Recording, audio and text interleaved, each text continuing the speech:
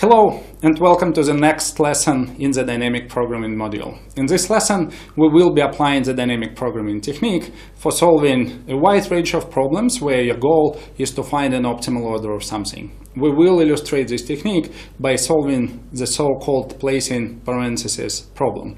In this problem, your input is an arithmetic expression consisting of numbers or digits and arithmetic operations, and your goal is to find an order of applying these arithmetic operations that maximizes the value. You specify this order by placing parentheses, and that's why the problem is called placing parentheses.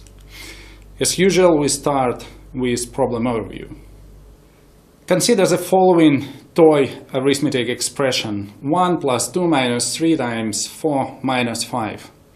In this case, we have 5 digits and 4 arithmetic operations, and we would like to find an order of applying these 4 arithmetic operations to maximize the value of this expression. So when the order of operation is fixed, you do the following. You take the first operation, you take 2 adjacent digits, and you apply these operations. For example, if your operation is multiplication in this case, so then 2 digits are 3 and 4, so you multiply 3 and 4, you get 12, and you just replace 3 times 4 by 12. You then take the next operation, apply it also, and replace two numbers and the arithmetic sign by this result, and you proceed in a similar fashion.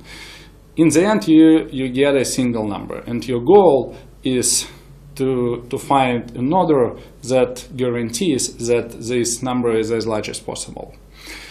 You can specify an order just by placing a set of parentheses in your expression. For example, if you would like to apply all your 4 operations just from left to right, you place the parentheses as follows. In this particular case, we compute the result as follows. So we first compute 1 plus 2, this is 3. We then subtract 3 from the result, this gives us 0. We then multiply the result by 4, this is still 0. And finally we subtract 5, so this gives us minus 5. And this is actually non-optimal because, for example, there is a better order. In this case, we first multiply 3 and 4. This gives us 12. We then subtract 5. This gives us 7. Then we go to compute the sum of 1 and 2. This gives us 3. So when the final operation is subtraction, we subtract 7 from 3. This gives us minus 4. So in this case, the order of applying operations was the following. So we first compute the product of 3 and 4, so this is the first operation. We then subtract 5, this is the second operation. We then compute the result of 1 plus 2, so this plus is the third operation, and this minus is the fourth operation, the last one. It is not difficult to see that the optimal value in this case is equal to 6. And it can be obtained as follows. You first subtract 5 from 4. This gives you minus 1. You then multiply it by 3 and you get minus 3. You then compute the sum of the first 2 digits. This is 1 plus 2 and it is equal to 3. Finally, you subtract minus 3 from 3. This is the same as 3 plus 3. It is equal to 6. Well, you might find the result as follows. You just go through all possible orders. Let's see how many different orders are there. Well, there are 4 arithmetic operations in this case, so you can choose any of the 4 possible arithmetic operations to be the first one. You can choose any of the 3 remaining operations to be the second one, and you can select any of the 2 remaining operations to be the third one, and the last one is unique. It is the only remaining operations.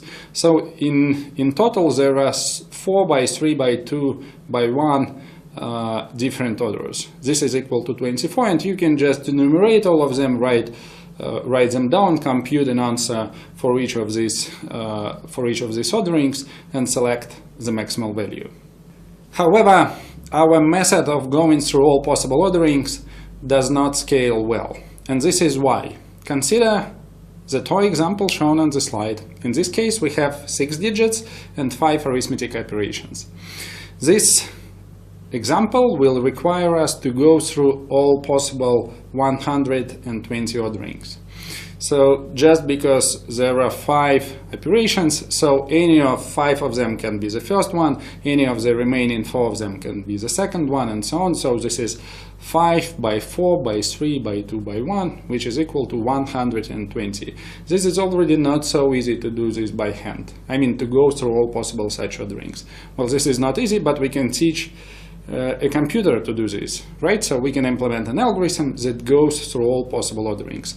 However, in general, this algorithm will perform roughly n factorial steps, where n is the number of arithmetic operations. For exactly the same reason, if you have n arithmetic operations, then any of them can be the first one. Any of the remaining n-1 operations can be the second one, and so on. So this is n times n-1 times n-2, and so on. This is equal n factorial. And n factorial is an extremely fastly growing function. For example, 20 factorial already equals roughly 2 times 10 to the 18. This means that if you implement such an algorithm, it will not be able to compute the maximal value of an expression consisting of just 20 digits in a reasonable time, even in 1 year, not to say about 1 second. Which means, as usual, that we need another algorithm.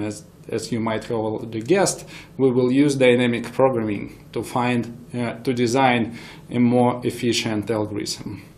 In the meantime, you might want to check your intuition by trying a few possible orderings to perform in this small expression, and by using our in-video quiz.